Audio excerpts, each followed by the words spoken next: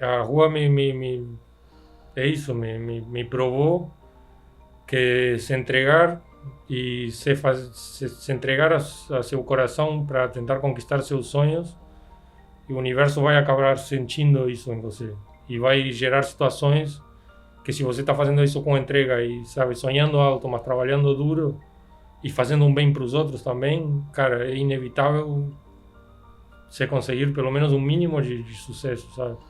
Já teve pessoal vindo chorando, falando para mim, nossa, passei por tal e tal coisa e agora ver você aqui tocando e sua música aqui reverberando entre os prédios, o caos da cidade me fez repensar a vida e não sei o quê. Ou seja, você nunca tem a mínima noção do impacto que o que você está fazendo pode ter no outro. Eu espero que sirva de inspiração aí às pessoas a nunca duvidarem de si mesmas na hora de trocar caminhos. Acho que as mesmas músicas que eu gravei, por exemplo, com a Orquestra Sinfônica para o meu disco agora, eu tocava na rua. Então, os artistas que estão se apresentando na rua têm seu valor tanto quanto qualquer outro. Eu já tinha estudado 4 anos no Uruguai, eu já tinha me aperfeiçoado durante 3 anos no Rio Grande do Sul profissionalmente e nada me ensinou tanto quanto tocar na rua. E eu acho que o maior preconceito que o Brasil tem em relação à arte de rua vem da classe artística. Da classe Onde eu artística. mais senti as pessoas me falando, nossa, mas você toca na rua, nossa, e olhares estranhos, foi da classe artística.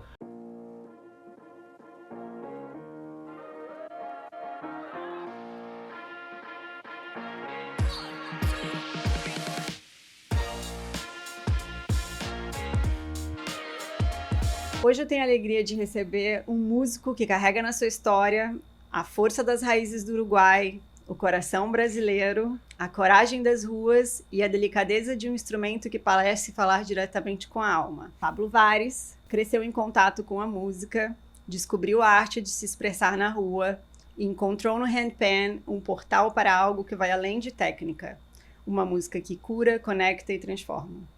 Mais do que um artista, ele é um contador de histórias através do som. E hoje vamos conhecer um pouquinho mais da jornada que o trouxe até aqui. Pablo, bem-vindo. Maravilha, muito obrigado pelo convite e me receber aqui. A alegria é toda minha. Como foi crescer no Uruguai? Você teve contato com música desde pequeno? Que lições ficaram não só sobre música, mas sobre a vida? Nossa, muito bom. Eu tenho várias lembranças boas do Uruguai, é um país excepcional em vários sentidos, né? Tem menos gente, é mais frio, então, em consequência, a galera é muito respeitosa, muito educada e, enfim, várias lembranças lindas, tanto na infância quanto até os 22 anos que morei lá. É um país tudo de bom, porém, também, como qualquer lugar do mundo, não é perfeito, né? Então acaba tendo várias questões aí que acabam empurrando os jovens para fora. Por isso que também que se fala, pelo menos internamente, é conhecido como um país de viejos. A faixa etária é mais velha, justamente por isso um país com poucas pessoas, né, 3 milhões e meio, e, e um mercado muito difícil, né? Até pouco tempo atrás, Montevideo, a capital, era mais cara que o Rio e que Montevideo e que São Paulo, uma das cidades mais caras da América Latina, com um mercado minúsculo, e por isso as pessoas têm que sair buscar a vida fora dele, muitas. Eu sou um. Qual é a sua memória mais antiga ligada à música? Minha mãe tocando o piano em casa. Seu irmão também foi músico profissional, né? Sim. Tenho 3 irmãos e o mais velho, eu sou o caçula, ele é o mais velho, os dois das pontas que assumimos a música como profissão, e os dois do meio foram para a parte da tecnologia e programação. Mas a música sempre esteve presente, até meu pai, que também tocava, gostava de brincar com vários instrumentos, assim, quando eu era criança eu lembro que ele tocava muito clarinete, mas tinha um violoncelo na casa que aí eu descobri que era ele que tocava em um outro período, antes de eu nascer, e depois, quando eu já estava poucos anos antes de ir embora, ele estava tocando, ele foi para percussão e estava tocando cajón, que o objetivo dele era tocar junto comigo, que eu estava tocando violão flamenco, né? Todos tocavam Todo mundo toca, instrumentos, até hoje alguma coisa. mas só os dois irmãos, você e o seu irmão É, mais velho, que seguiram a carreira de e músico. por caminhos diametralmente opostos, porque ele é primeiro contrabaixista da Fundação Gulbenkian, da Orquestra Sinfônica em Portugal, morou 15 anos na Suíça, está acho que 25 anos na Europa já, e eu fui tocar na rua. Então, caminhos muito diferentes. Você lembra qual foi o primeiro instrumento que você tocou? E o que aquilo despertou em você? Violino. Ódio ou tédio, não sei. De qualquer forma, a questão é que eu tinha 5, 6 anos de idade e eu queria assistir desenho. Aí chegava a hora da aula e era justo na hora dos ositos Gumi. E aí tá, e eu, enfim, como falei, né, o filho caçula, e depois deles já terem passado pela criação de 3 filhos, no último eles já meio que abriram mão de tudo, né? Tipo, então tá, você quer assistir desenho, vai lá assistir desenho, tá tudo bem. Assim. Acho que é uma tendência em várias famílias, né, que são mais rígidos, assim, mais estritos com o primeiro, aí vão... O terceiro já se cria sozinho. Então, imagina o quarto. O quarto já é... Independente desde o berço. Mas então eles incentivaram que você começasse com o violino. Sim. Todos nós passamos, assim, desde a infância por esse processo, porque eles queriam justamente abrir essa porta, né? Tanto que mesmo quando adulto eu quis me tornar músico por outro caminho diferente do que eles tinham proposto no começo, que deve estar gerado, imagino eu, alguma raiva, porque tipo, poxa, cara, a gente te botou em aula de vinilo lá quando você era criança e você não quis, agora você está inventando de querer tocar violão, é isso mesmo, sabe? Mas não teve esse papo nunca teve esse diálogo, assim, tô falando agora pensando, né? Se acontecesse com a gente, nossa. Mas isso, tiveram super, me abriram, assim, não fui impedido de seguir esse caminho. Então, o primeiro contato foi com 5 anos, tocando violino, mas por pouco tempo. Sim. Não durou muito. Não. Dali... Aí depois eu retomei a música, entrou de novo na minha vida na adolescência, eu devia ter uns 13, 14 anos, ou 14, 15, sei lá, por ali, que um amigo do meu irmão deixou uma guitarra em casa. Guitarra mesmo? Uma ou guitarra, violão? uma guitarra. Uau. Eu venho do metal, Já na tocou verdade. de tudo. Mais ou menos, Do metal? Sim. O quê? A primeira música é One, do Metallica, Justice for All, Meu que aprendi a tocar no violão. Nunca conseguiria imaginar você um metaleiro. A primeira música que pedi para um amigo me ensinar, me enseña esse aqui, foi One e do resto, do Rammstein. Nada a ver. Nossa! Enfim, mas, nossa, exatamente, metal é uma coisa muito carregada, né? Aí chegou um tempo que depois de uns 5 anos, eu falei, velho, eu já, tipo, queria tocar uma coisa diferente, e aí que o flamenco apareceu na minha vida, tomou conta da minha vida totalmente, o que começou como um hobby se transformou, enfim, na minha vida inteira, e só depois de 15 anos de estar no violão flamenco que me permiti me aproximar de outros instrumentos, por causa da exigência, né? E de eu ter começado mais tarde. Então eu tive que compensar com muitas horas de estudo e não poder me dedicar nem a outros estilos musicais. Tipo, mesmo morando no Brasil, eu não consegui estudar samba, choro, MPB da forma que eu gostaria. Eu acabei criando arranjos flamencos para músicas brasileiras, para acompanhar cantores ou para acrescentar no meu repertório instrumental, como forma de me aproximar a outros estilos musicais. Mas só 2 anos atrás que comecei a tocar o handpan, que mudou a minha vida radicalmente. Do metal handpan. Foi... Bom, tem Uau. 17 anos no meio, né? Então, muita coisa aconteceu. Mais ainda, né? Porque desde que comecei com 13, 14, enfim. Mas como que o flamenco entrou na sua vida? O flamenco foi uma parte importantíssima da sua vida. Sim, muito. Entrou de uma forma aleatória, assim. Aleatória da forma que a vida mostra a gente que nunca é, né? Assim, tipo, tem coisas que são muita coincidência para serem por acaso. E aconteceu que eu estava um pouco já enjoado de tocar sempre as mesmas músicas, mas já me aproximando ao instrumental acústico, por causa do mental, que sempre tem uma parte instrumental bem caprichada, né? Dentro desse universo, se bem carente em outros aspectos às vezes.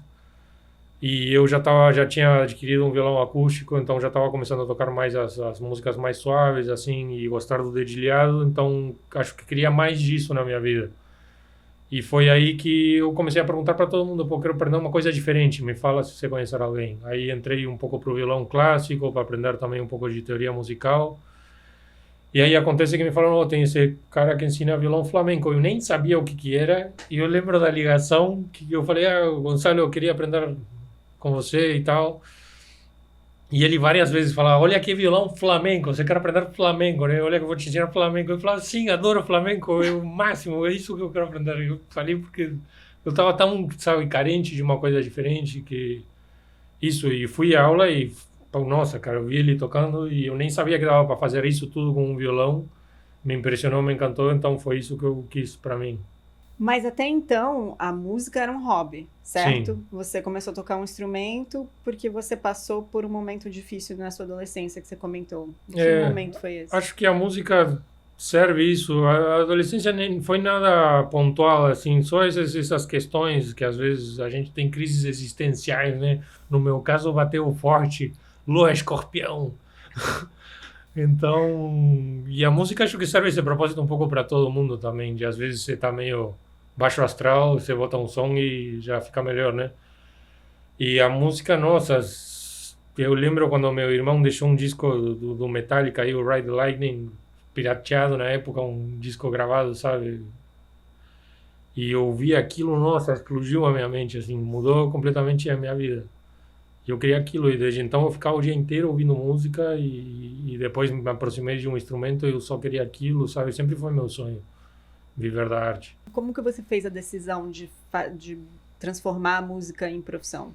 Como você bem apontou, no começo era um hobby, né? Uma forma até de desabafo, talvez. Era uma coisa que eu gostava de fazer, era um exercício, também era um descarrego emocional, me fazia bem.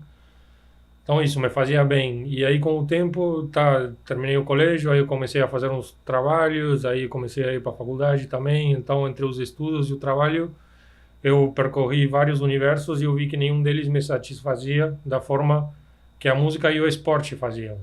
Na época eu investia tanto nas artes marciais, eu trabalhei antes com esporte que com música. Eu vim para o Brasil, na verdade, para dar aula de Muay Thai em Campinas. Oh, Eu dava aula em 5 academias do André Gomes Muay Thai Team. E cheguei a levar lutadores para o ringue e tudo, tanto no Uruguai quanto no caso assistindo ao treinador oficial, assim.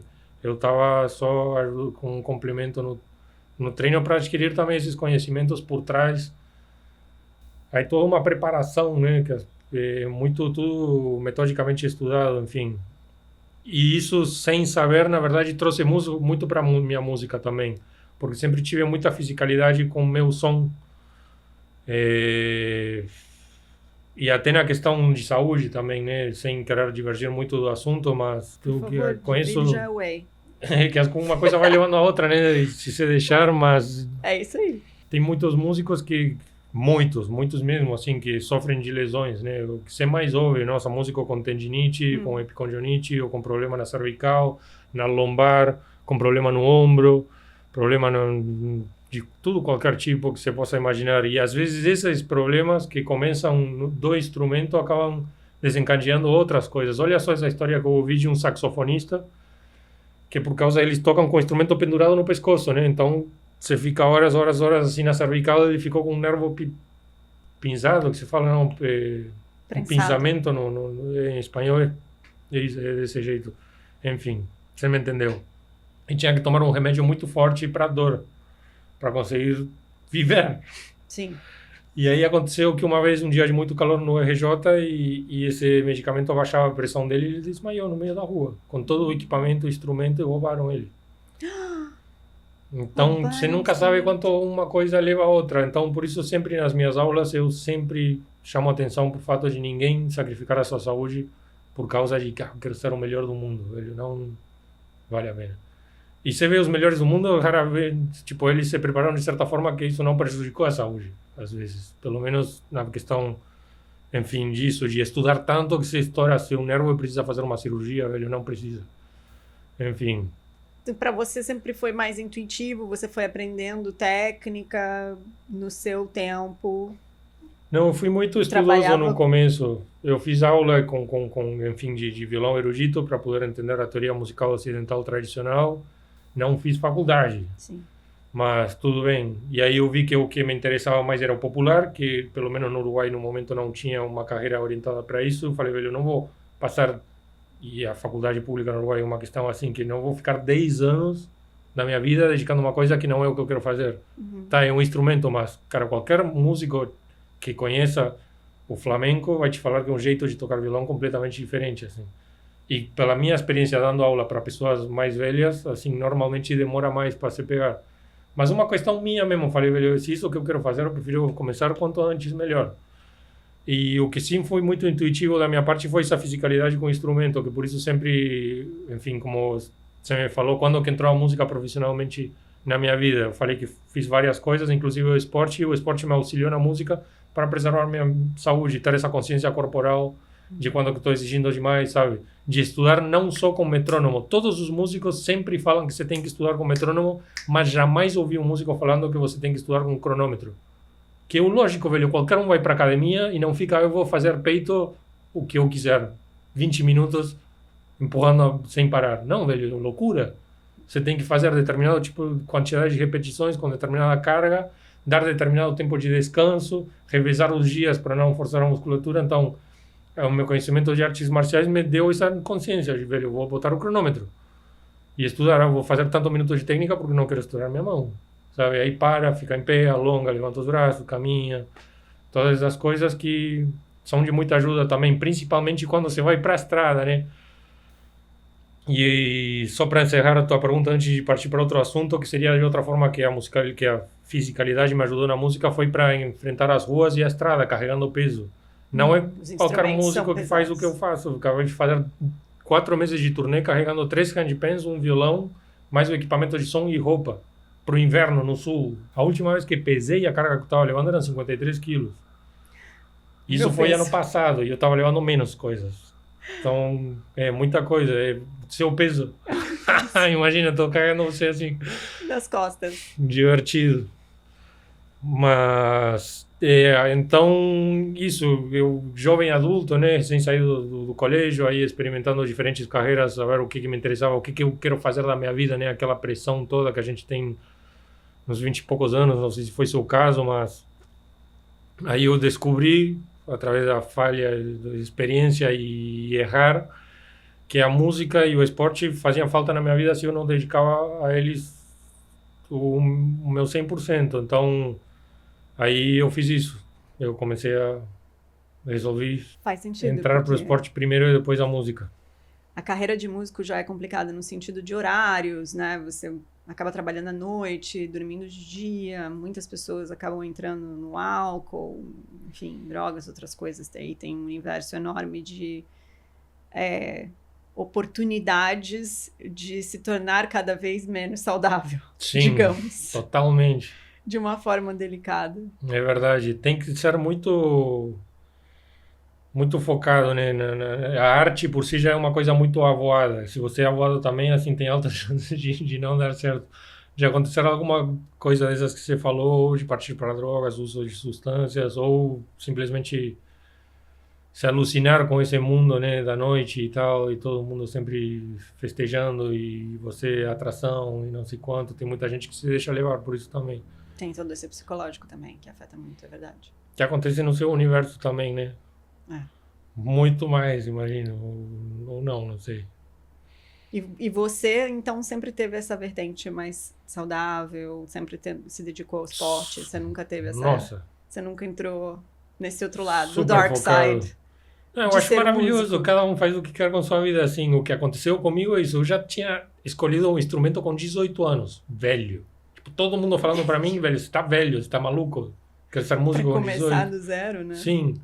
Aí depois fui para outro país e não sei o que, e tocava... Então, não tem muito como você ser porra louca, você tem que estudar. E era isso, eu acordava, como todos os músicos falam, 8, 9, 12 horas por dia, cara, era isso mesmo. Tipo, acordava, fazia um café, às vezes nem tomava café, tipo, comer um pão com ovo, não sei o que. Às vezes só fazia um café preto, assim, ficava estudando. Até do almoço, comia rápido, já ia para os ensaios, acompanhar a aula de dança, que faz parte do currículo do violonista flamenco, poder acompanhar dança e o canto. Aí depois, se tinha show ou não, voltava para casa, continuava estudando. Assim, eu fiquei uns 5 anos sem assistir televisão. O meu primeiro ano no Rio de Janeiro, praticamente, assim, eu posso dizer que as vezes que tomei cerveja foram talvez 3, 4, assim, depois de alguma apresentação para comemorar um momento, mas, velho, nem... Porque para mim, imagina, uma marmita, uma long neck, para mim era uma marmita, velho. Você acha que eu vou gastar o dinheiro de uma refeição para tomar uma cerveja? Para mim é loucura. E aí eu já estava começando a ir para a noite, tocar nos barzinhos e tal, e rapidamente conheci outros artistas de rua e vi que muitos era isso. Eu conheci um caso de um cara que estava vendendo a flauta dele para comprar pó. Ai, meu Deus. Falou, mano, sim, eu sei que a vida é difícil, eu sei que a gente se cobra muito, eu sei que a gente, tipo, se doa muito para fazer acontecer, faz vários sacrifícios, mas, cara, você tá vendendo sua ferramenta de trabalho para comprar droga. Então, isso já me deixou muito consciente dos perigos, sabe? Mas como que foi a decisão? Me conta, de se mudar para o Brasil. Você, como falou, mudou para o Brasil para, na verdade, trabalhar com Sim. esporte? Eu fui para Campinas a convite do André Gomes, que tinha essa equipe e essa rede de academias. E foi maravilhoso. Só que aconteceu isso, me deparei com o tamanho do Brasil. E aí eu queria, pô, Brasilzão. No coração, na verdade, o que me tornou músico é o Brasil. A carreira de músico começou no Brasil? Sim. Mesmo que você tenha aprendido flamenco lá? É. E antes de vir morar no Brasil, até fiquei com isso atrás. Eu falei pro meu professor na época, falei, pô, tô indo morar em outro país, tal, não sei o que vai acontecer. Ele me falou, velho, você tá com todas as ferramentas.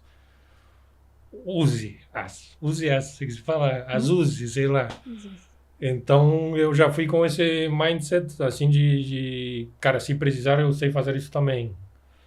E aconteceu isso, cheguei, comecei a dar as aulas, a treinar, e eu vi o tamanho do Brasil, a potência, a quantidade de pessoas, sabe? Surreal, tipo, jamais imaginava que isso... O Uruguai é um lugarzinho lá. Então, é tipo como se fosse The Shire, no Senhor dos Anéis, sabe? Não sei nem o nome da comarca, não sei como que chama em português. O Brasil é enorme. O Brasil é gigante. Mas você escolheu o Rio de Janeiro. Primeiro você foi a São Paulo. Como que foi a mudança para o Rio? Como que foi a mudança de parar de trabalhar com artes marciais para viver de música? Como que você tomou essa decisão? Geralmente nos shows e tal eu faço a história mais curta, porque senão acaba passando por você ver quantas... tem todo o tempo do mundo aqui. Então, tô me dando a liberdade de explicar com mais detalhe. O que a gente mais gosta é ir profundo nos assuntos. Então, foi isso. Eu cheguei em Campinas para ser instrutor de Muay Thai, enfim, lutar, dar aula, e me deparei com o tamanho do Brasil e eu falei, poxa, de repente aqui eu conseguiria vingar com a música, com a minha arte, e não vou precisar apanhar e bater nos outros a minha vida inteira. Que é muito legal, mas, enfim, prefiro fazer um som.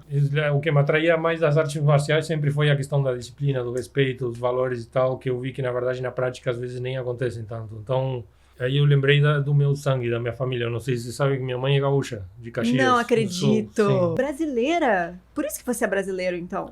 Então, eu tenho dupla nacionalidade, só que minha mãe novinha casou com meu pai, foi morar no Uruguai, teve todos os filhos lá. Eu nasci e cresci lá falando espanhol. Por isso que seu português também é tão bom. Não, eu vim no Brasil sim, eu aprendi a falar com 22. Você não falava português em casa com ela? Até hoje eu não falo português com minha mãe. Inclusive, meu pai e minha mãe se conheceram em Santa Catarina, Floripa. Sim. Ela estava de férias do colégio, da universidade, e meu pai estava também de férias, tinha ido lá pescar. Tá tolo. E pescou uma gaúcha. E levou para o Uruguai. Tá certo ele. Então foi isso. Bem. Aí eu pensei, nossa, tem a minha avó e meus tios que moram em Porto Alegre. Será que eles, de repente, poderia colar neles para experimentar, ter uma, sabe, ver qual é? Aí eu fiz uma pesquisa antes e vi que o tablado andaluz, maior referência assim, de flamenco, estava do lado da casa da minha avó. Eu falei, velho, não é possível. Aí eu fui lá, comecei a trabalhar de garçom. E aí eu ia lá, acompanhava as aulas, fiz meus primeiros shows. Eu morei 3 anos, comecei a fazer, depois ia para outras cidades. Depois comecei a fazer circuito no Rio Grande do Sul. Aí quando começaram a pintar shows fora do estado, que eu tive a sensação de que já tinha que dar um pulo maior. E todo mundo falava que o eixo Rio-São Paulo era mais legal, tinha mais possibilidades para quem quiser, para quem quer viver da arte. E aí aí que a história começou, assim.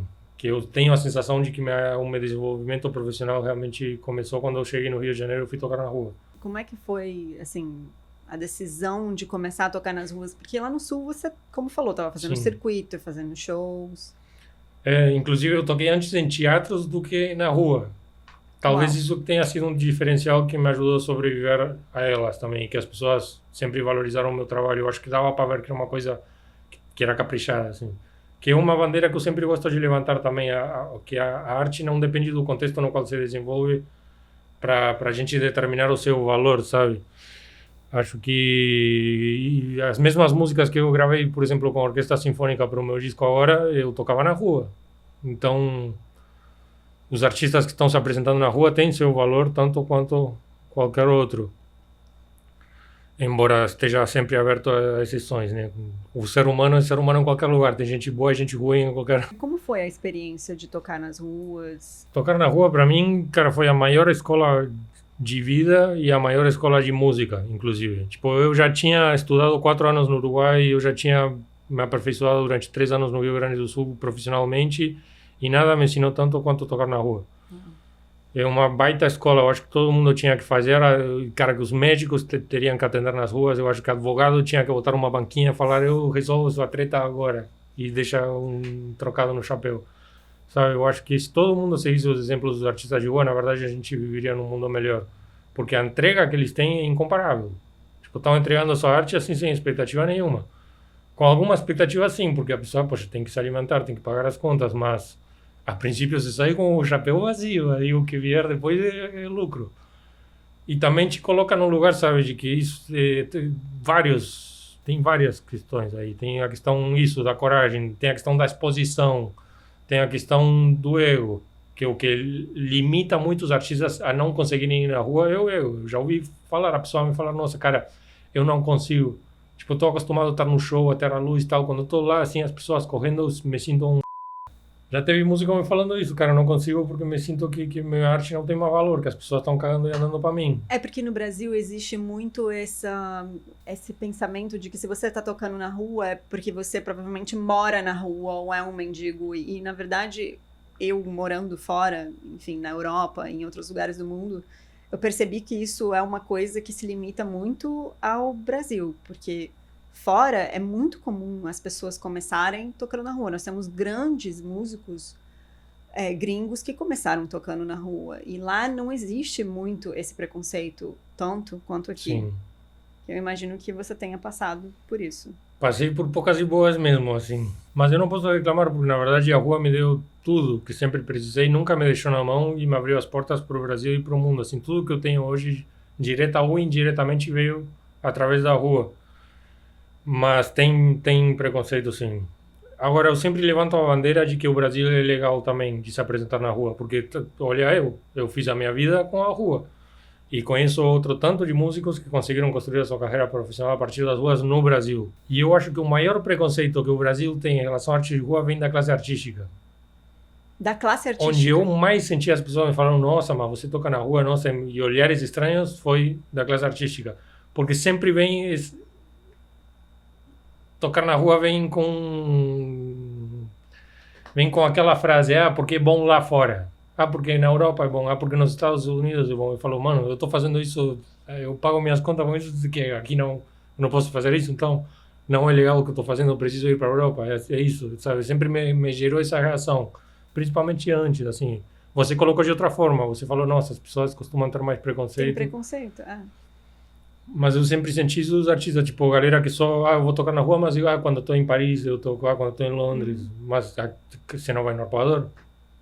Vai me falar que tem, a gente tava trocando uma ideia, me falou, não tem cidade mais bonita que o Rio de Janeiro. Não tem, então, na minha opinião não tem. Desculpe, velho, mas Barcelona, tocar na rua em Barcelona, você pode estar tocando no Arpoador, um dos lugares mais maravilhosos do mundo, tem gente do mundo inteiro que vem para ver a porra do pôr do sol no Arpoador.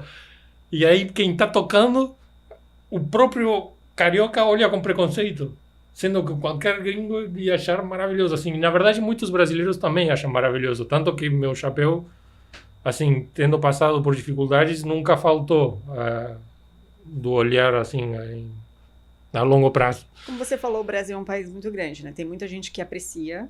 Sim. Eu aprecio muito músicos de rua, eu adoro ir no Arpoador assistir o pôr do sol, sempre tem alguém tocando alguma coisa legal. A última vez que eu fui tinha um saxofonista, foi lindíssimo. Quem mais? Mas eu também sei que existe esse outro lado do preconceito. Sim. Quais foram os maiores desafios que você passou em ter tocado na rua e quais foram as lembranças especiais que ficaram?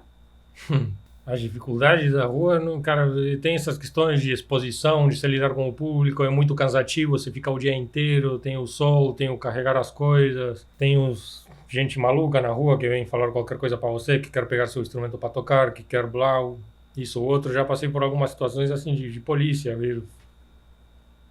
Eu já apanhei de morador de rua também. Enfim, já tive no meio de uma operação de apreensão da Polícia Militar na rua, aí perto da Confeitaria Colombo, para uma operação de apreensão de bens dos que vendem, como que se chama? Os camelô. Que é muita coisa de contrabando não fiscalizado, né? Então aí chegou uma van cheia de polícia militar, aí começaram a descer o cacetete na galera, foi um caos, assim. E eu tava tocando, eu lembro que alguém tinha me falado, até me deu uma placa que tinha escrito lei, não sei quanto, não sei o que, arte é legal. E, cara, naquela hora eu tive que botar o meu conhecimento em fé, assim, porque alguém tinha me falado que era legal, mas aí eu tinha um bando de polícia militar com cacetete, tipo, o meu instinto falava, velho, vai embora daqui, você vai apanhar. Só que eu lembrei que alguém tinha me falado isso, aí tinha um casal que estava assistindo e que eu falei, velho, eles vão contribuir, assim, eu não podia abrir mão sabe, desse apoio. Aí eu continuei tocando e afinal isso, só fiz a trilha sonora pro caos que tava rolando. Teve uma vez que eu acordei, um morador de rua que tava dormindo na esquina, aí ele veio, atacou um galho de uma árvore em mim, aí a gente ficou brigando, aí veio a polícia, separou a gente, enfim. Teve várias questões assim, né, as dificuldades também de depois de tentar, o artista sempre, pelo menos, não sei se posso falar por todos, mas acho que a gente procura expandir a nossa arte, né? Até para levar para mais pessoas. Afinal, a arte é uma forma de conexão, sem essa conexão com o público. E as ruas, por mais que elas te abrem um espectro muito grande, porque você nunca sabe quem que está passando ali, também é limitado de outra forma. Então, é bom poder levar para outros lugares.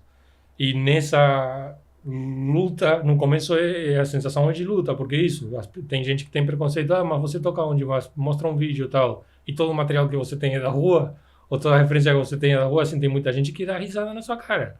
Teve muita gente, assim, de muitos lugares que eu fui procurar show aqui que me trataram muito mal, porque eu vinha carregando o carrinho, entendeu? Do ponto de vista, então, de conseguir fechar trabalhos como músico, te atrapalhou um pouco o fato de ter vindo das ruas? Sim. Porque tem gente que valora, né? Que fala, nossa, isso é massa, que incrível, pá, assim, porque eu estive no Japão numa viagem e a galera toca na rua mesmo, é isso aí, sabe? Mas tem gente que não. Tem gente que acha que acha que você é um vagabundo, que você deve usar drogas, que você não leva a sério a sua vida, que é uma vergonha para sua família. Tem gente aleatória na rua que vinha trocar altas ideias, e eu estou sendo muito gentil falando trocar altas ideias. Porque os papos eram esse, você é um vagabundo, uma vergonha, que vergonha seu pai e sua mãe em casa, vendo você aqui mendigando, não sei quanto.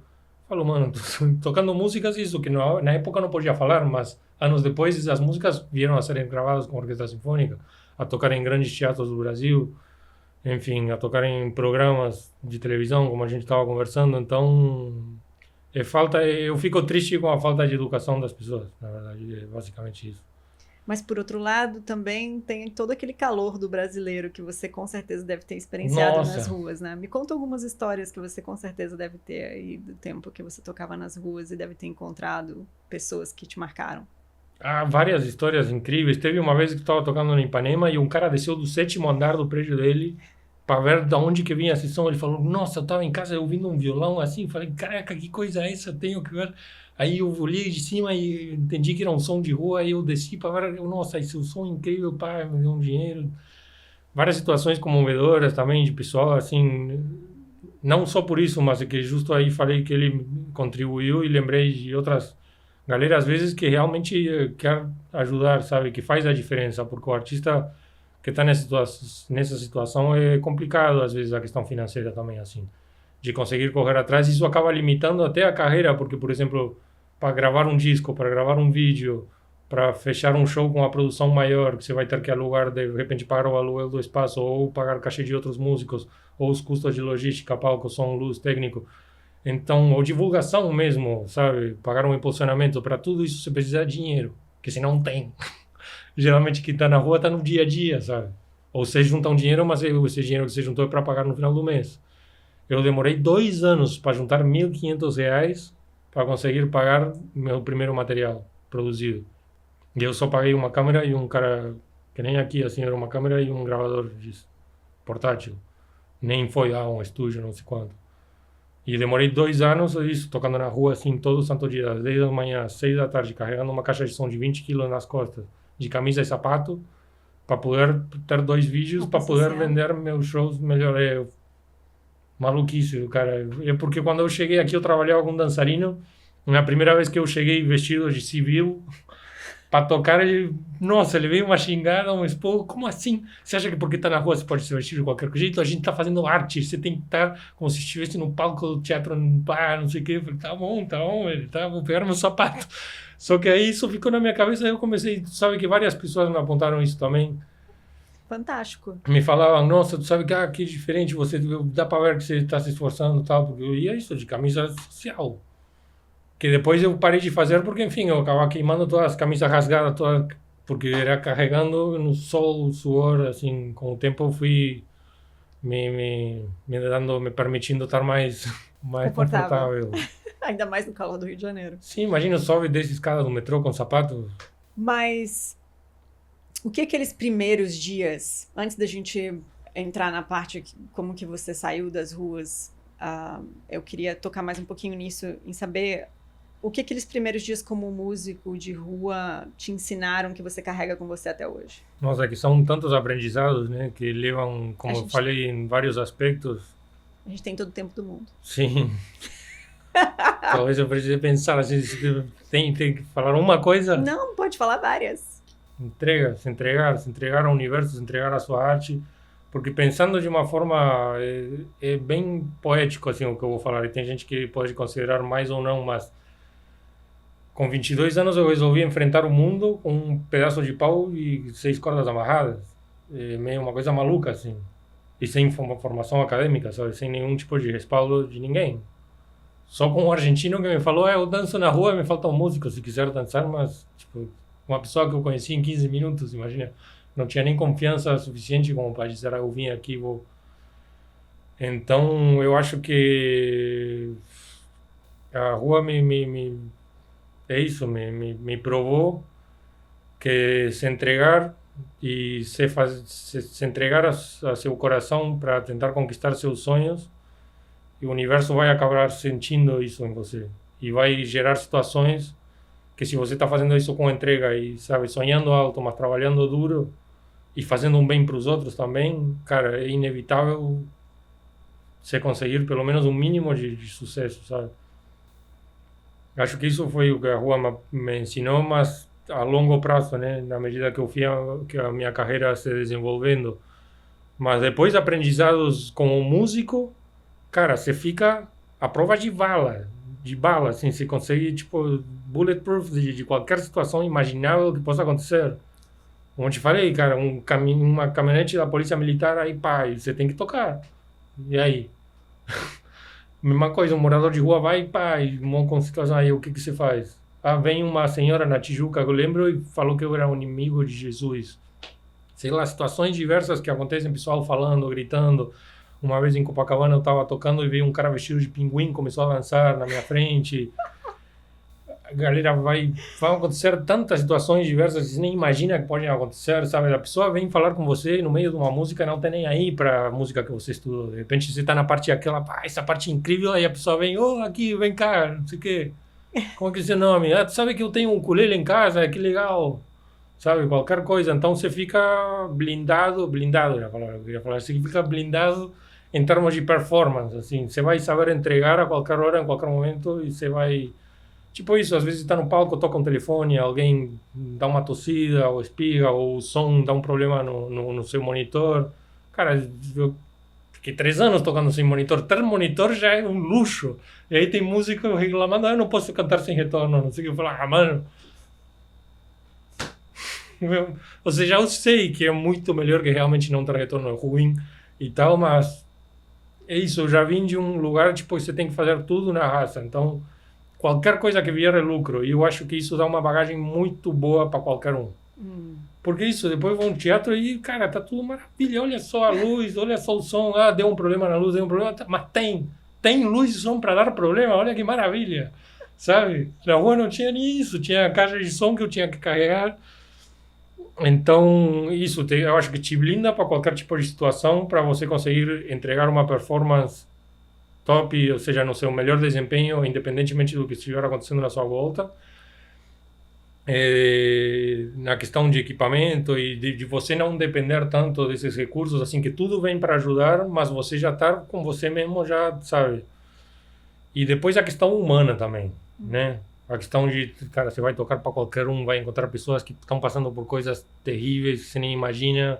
Já teve pessoa vindo chorando, falando para mim, nossa, passei por tal e tal coisa e agora ver você aqui tocando e sua música aqui reverberando entre os prédios, o caos da cidade me fez repensar a vida e não sei o quê. Ou seja, você nunca tem a mínima noção do impacto que o que você está fazendo pode ter no outro. Então, por mais que você está passando perrengue, suando, sem, não tomou café e nem sabe se vai conseguir dinheiro para o almoço, está de olho no clima, porque de repente pode virar, vai vir uma chuva e você vai ficar sem trabalho. Então, tem todas as preocupações, mas ao mesmo tempo tem essa coisa que é quase mágica, assim, que não tem descrição. Como que a arte toca outro um grau que mesmo você vindo dessa situação de desgraça aos olhos de quem visa só ter um patamar, atingir um patamar financeiro, assim, você atinge as pessoas num grau que parece que nada mais importa, assim. E eu acho que isso é muito comovente e me fez perceber, acreditar mais no poder do som. Não só como, eu tenho uma peça, é difícil ou não, eu vou impressionar quem está olhando ou estou conseguindo entregar o máximo desempenho, não, ver mais a questão humana, sabe? Nossa, cara, não, estou aqui prestando um serviço, as pessoas estão se conectando com minha música por algum motivo, eu tenho algum propósito em eu estar tocando aqui, olha só o que a pessoa veio, olha só a pessoa que veio contribuir, que me salvou o meu dia hoje, sabe? E ao mesmo tempo também saber lidar com os problemas, porque vão acontecer problemas terríveis, então você também acaba criando uma casca de como lidar com situações tensas, que vão acontecer em qualquer grande produção, em qualquer palco, então em lidar com contratantes, essas coisas, então eu acho que é uma puta escola em todos, no aspecto humano, no aspecto musical para além da técnica, no aspecto técnico também, porque você está ali treinando sem parar o dia inteiro, tocando uma e outra vez, e na questão de performance como artista. Eu acho que todos esses aspectos, assim, a rua te deixa muito bem. É, uma escola. É. Você contou uma história no dia que eu fui no seu show, brevemente, que eu queria que você contasse aqui. Tá.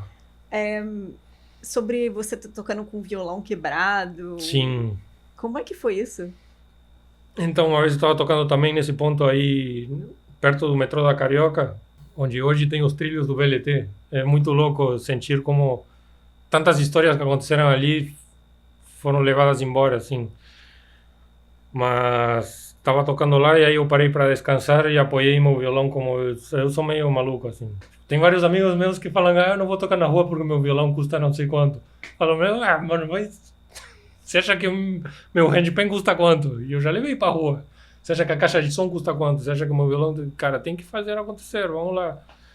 Então tá, eu sempre fui meio, assim, mais relaxado do que a maioria dos músicos em questão de cuidado com seus instrumentos. Eu apoiava ali mesmo, também vou fazer o quê? Era o que eu tinha que fazer, assim, não tinha muita escolha. Então eu deixei meu violão apoiado e aí veio um vento e derrubou. Enquanto eu estava comprando um cafezinho no posto do camelô ali, do cara que estava vendendo, sabe? E aí ele caiu e o tampo levantou um pouquinho. E esse pouquinho... Faz uma diferença E absurda. o tampo é a parte mais delicada do violão. É o que dá o print, assim, é quase que como que chama? A fingerprint? Impressão digital. É a impressão digital do instrumento é o tampo do violão. Então, e aconteceu isso, eu estava nessa situação de rua, tendo que me sustentar no dia a dia. Quando eu tinha o luxo de ter um lucro, esse lucro era para pagar o aluguel no final do mês. E o resto da comida era, como eu falei, o que eu falei não é só uma situação figurativa, assim, eu saí de casa sem tomar café e sem saber se ia almoçar. Não, isso acontecia direto. Até na maioria dos casos, na verdade, sem saber, tipo, será que eu vou conseguir R$20 para comprar, sabe, um almoço ali? Mas sempre tinha, então tudo bem. E o violão quebrou, então como estava nessa situação, não só eu não tinha dinheiro suficiente para mandar para pagar o luthier consertar, senão, quanto mesmo que eu conseguisse juntar esse dinheiro, eu não podia ficar sem meu instrumento de trabalho durante os X dias que o cara precisasse para colar o tampo. Então, essas duas coisas assim me trancaram com o violão quebrado. E eu tive que tocar durante 3 meses com ele assim. E o tampo cada vez levantando mais. E no meio tempo, um diretor de uma peça de teatro, no meio tempo, assim, o violão já tinha quebrado, aí me chamaram para umas audições, aí passei, aí eu entrei na peça e o diretor, ele tinha me visto tocando com o violão bem, e depois ele me falou, nossa, que a diferença era surreal. Esse violão, infelizmente, nunca voltou a soar do mesmo jeito. Mas faz mais uma das dificuldades que os artistas de rua enfrentam, assim. Tanto na dificuldade de conseguir novos, de sair dessa. Eu acho que a rua não é uma coisa que você tenha que sair no sentido de que uma situação ruim da qual você tenha que se desfazer, sabe? Mas só isso, tipo, se você quer ganhar mais ou levar sua arte para lugares maiores ou realizar coisas com maior produção, você vai ter que precisar todo esse investimento na produção, no seu material, em você, na sua imagem como artista. E o artista de rua, às vezes, é muito difícil você conseguir quebrar isso, porque você fica nesse ciclo de pagar as contas, como muita gente fora da arte fica também. De repente, quem trabalha num caixa de supermercado, quem trabalha, sei lá, cara, em qualquer área, acho que tem isso, né? Tem muita gente que está só sobrevivendo. E a questão do instrumento, no meu caso, né, a ferramenta de trabalho da pessoa também. Tipo, tem pessoas que vão conseguir custear uma ferramenta maior, melhor, e só por isso já vão sair com uma vantagem. Não foi meu caso, meu violão era excepcional, um violão de luthier e tal, mas aí ele quebrou. Aí, isso, imagina, pô, o cara já tem que se sustentar com aquilo, aí quebra e já não pode tocar mais. Ainda bem que foi uma batida que eu ainda conseguia tocar, né? Se tivesse quebrado no meio, assim, eu já não ia poder tocar, já ia ser uma outra situação. A minha situação foi bem privilegiada. Aliás, eu queria aproveitar a oportunidade para falar que todos os moradores de rua sempre foram incríveis. Incríveis. Mesmo os que estavam meio loucos e tal, na sua loucura, foram incríveis. Tipo, sempre curtiram meu som, sempre pararam para ouvir, sempre falaram alguma coisa. Teve morador de rua deixando 20 centavos, 25 centavos, 10 centavos. Tipo, cara, era o que tinham no bolso nesse momento. Eles deixavam e falavam, mano, não precisa. Ele, não, eu quero te... Toma. Às vezes é a pessoa que menos tem, que mais quer contribuir, ou que Pois mais... que é mais generosa. Nossa, cara, eu fico contando essa história assim, me dá uma saudade danada. Só que, infelizmente, no meu momento atual eu não posso, é louco falar isso, mas não posso me dar o luxo de ir tocar na rua. Porque é isso, agora tenho que pagar aluguel, tenho coisas, já não dá para dar uma de louco, eu vou levar, sabe, sem saber quanto que vai, porque infelizmente hoje a pandemia mudou muito isso. Pelo menos no Rio de Janeiro já não se ganha tanto quanto antigamente. Não sei hoje, assim, porque, enfim, como a pandemia mudou, aí eu fui indo cada vez menos para a rua, então já não sei como que está a situação atual, assim. Mas logo após a pandemia, nossa senhora, e durante a pandemia, então, nossa senhora, eu tenho vídeo tocando de máscara, tudo. Porque a galera já, opa, vê alguém assim diferente, como hoje em dia as pessoas me veem, assim, por incrível que pareça. Dread? Na época não, eu tinha barba feita e cabelo curto, que é um outro papo. Outro Pablo. Outro Pablo e um outro papo, assim, porque tem várias questões interessantes sociais em relação a isso, assim. Tipo, como antes as pessoas me perguntavam, o que você está fazendo na rua? Só por estar de barba feita e cabelo curto, tipo, mano, eu vou estar aonde? Você quer me contratar para tocar? Sabe? Não, eu preciso trabalhar, então estou aqui tocando, sabe? Voltar do raciocínio. E hoje em dia as pessoas me olham e falam, tipo, já achando que eu... Tem gente que acha que eu moro na rua, inclusive. Que falam que eu tenho aspecto de morador de rua, que sou um vagabundo, um maconheiro, enfim. Então é engraçado. Como antes recebia convite para fazer trabalho de modelo e hoje me falam que eu sou um vagabundo. Muito louco, velho. Você sofre mais preconceito hoje pelo seu cabelo e barba do que antes, então, tocando na rua. O que é interessante é que eu acho que são dois tipos de preconceito diferentes. Porque eu acho que rolava um preconceito, sim. Quando você tocava na rua? Eu acho que um tipo de preconceito também, assim, muito menos importante. É que você não era morador de rua. Você era músico que tocava na rua. Sim. As pessoas confundem um pouco isso, né? Muito. É um bom ponto que você tocou. Teve um show que a pessoa, depois que eu terminei o show, falou, nossa, cara, eu fiquei muito comovido, imaginei você tendo que catar a comida do lixo e não sei o que. Eu falei, não! Mano, não! Não, tinha uma vida incrível, assim, com todas as dificuldades, perrengues, sem saber o que ia acontecer comigo, tipo... Depois que passei a primeira fase de 6 meses, assim, morando em pensão e hostel e quarto, assim, depois comecei a alugar quartos. E depois, como eu vi que meu trabalho, claro, as pessoas que têm mais dinheiro para contribuir estão na Zona Sul, eu trabalhava mais na Zona Sul, eu falei, onde que eu posso morar na Zona Sul? Aí comecei a alugar um quarto numa vila na Gávea, e a dona tinha uma bicicleta e me emprestava, cara, eu ia até o arpoador de bicicleta 3 vezes por semana, malhava lá, dava um mergulho e voltava para casa. Olha que vida incrível que eu tinha. Coisas que só o Rio de Janeiro te proporciona. Sim. Eu li numa entrevista que você deu sobre uma história que uma moradora de rua pediu para tocar com o seu violão. Sim. Me conta essa história é a melhor. Para mim, assim, eu sempre conto, só que em várias situações eu contei ela e as pessoas como que esperando eu entregar no final e ficaram meio que decepcionadas. Aí eu achei lindo o final. Que bom que você achou. Muito emocionante. Em determinado momento, assim, me deu a sensação que a história não entregava tanto e parei de contar. Comecei a contar outras. As da paulada e as da polícia militar. E a galera gosta de briga. Assim. Não, aqui não. Por isso essa história é mais sutil e tem uma coisa assim, uma mensagem muito, cara... Até hoje eu tenho a bala que ela me deu. Você tem? Eu tenho guardada. Conta essa história pro pessoal Então, são R$50 que eu tive que usar, mas a história é a seguinte. Tava lá eu, tocando na frente da livraria da Travessa, que era um dos meus melhores pontos na época. Chegou essa senhora moradora de rua. Sim, que estava causando, assim, pelo aspecto dela e pela forma dela interagir com os outros, que era muito... chegando, assim...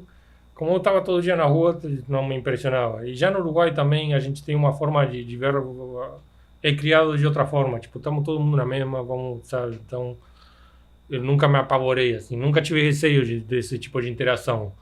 Então, aconteceu que eu parei para tomar um café. Aí tinha um cara que vendia na praia, sabe? Que vão de bicicleta com a garrafa térmica, assim. Eu falei, dá um cafezinho aqui. Aí eu deixei meu violão no case e fui falar com ele. Cara, e ele... fazia tudo assim, tipo, falou comigo, serviu o café, pegou meu dinheiro, me deu o troco, tudo olhando para ela, sem tirar o olho, assim. Tipo, nossa, essa mina tá muito louca. Ela tá causando pra que horror, essa pessoa, sabe? Tava olhando, tipo, como todo mundo. Tinha a senhora desviando da calçada só pra não, sabe? Ela tava alterada.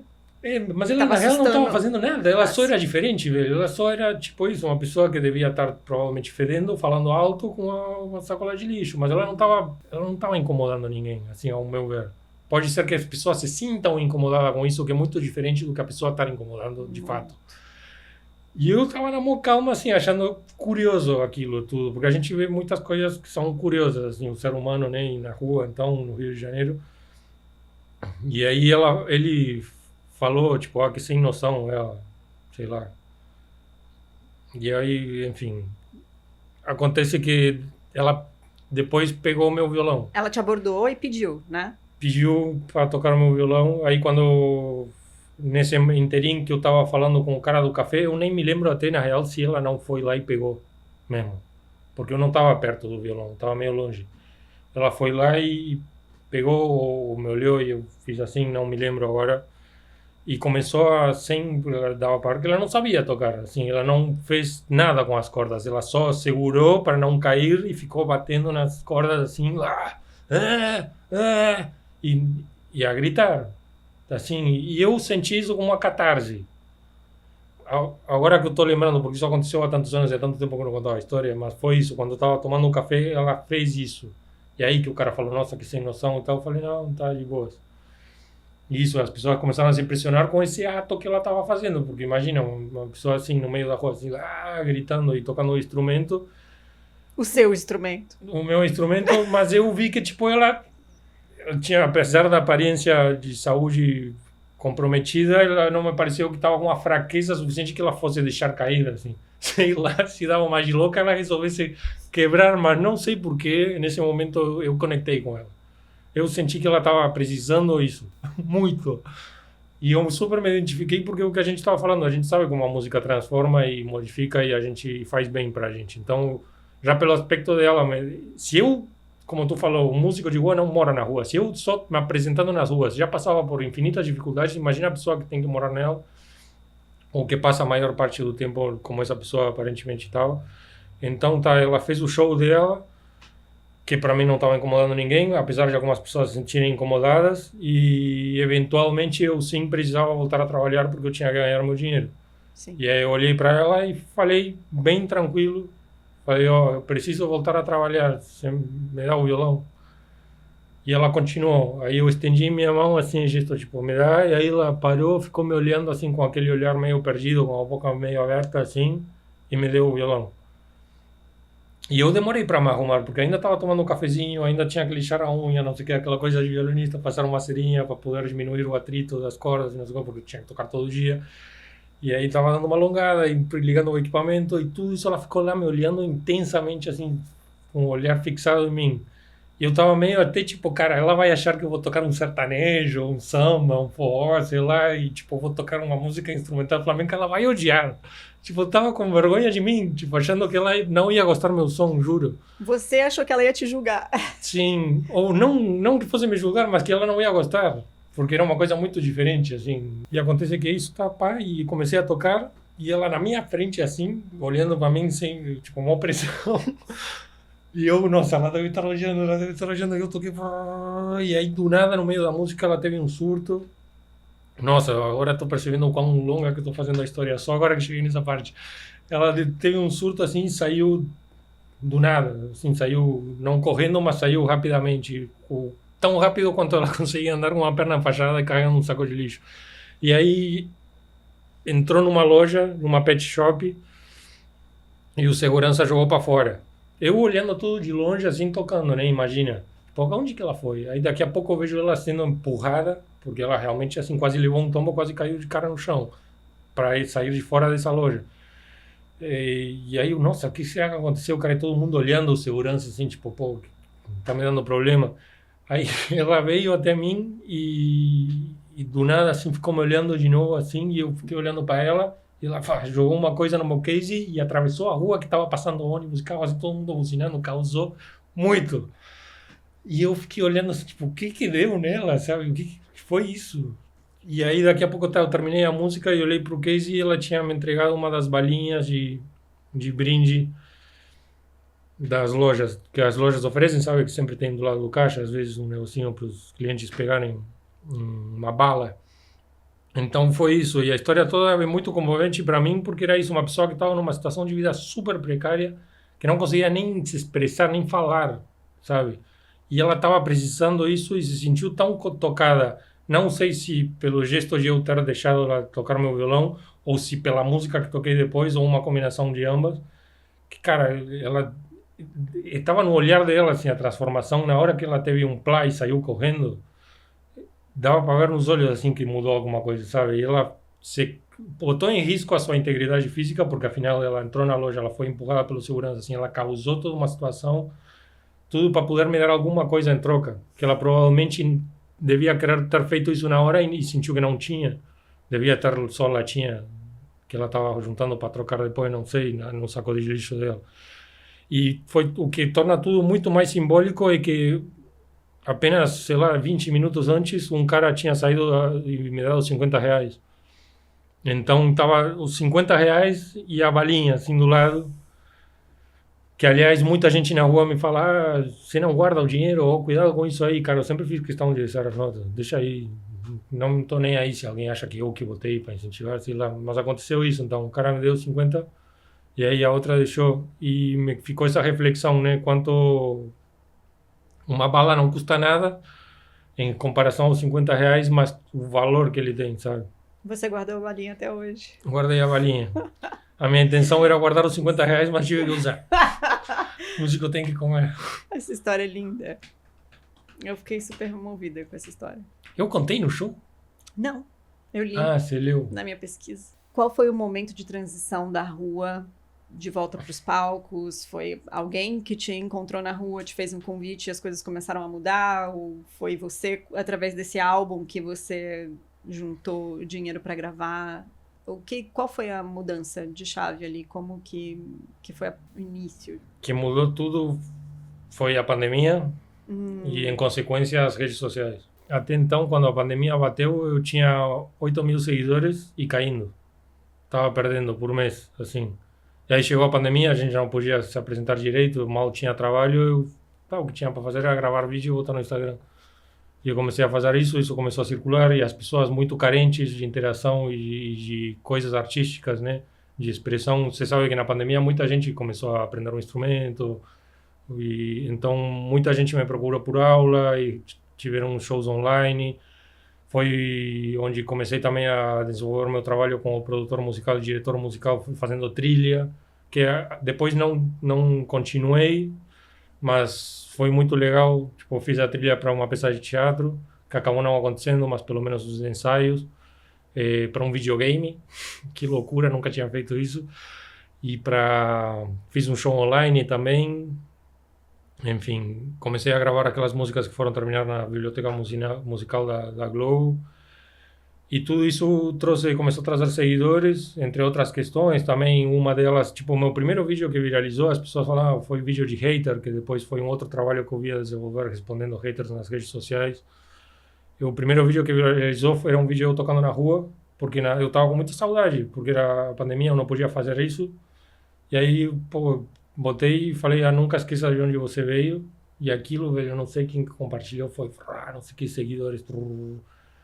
E daqui a pouco, em poucos meses, estava com 16 mil seguidores, assim, já tinha... E hoje eu tô com 240 mil, assim, então parece muito pouco, mas... Na época foi, nossa, caraca, e aí as lives...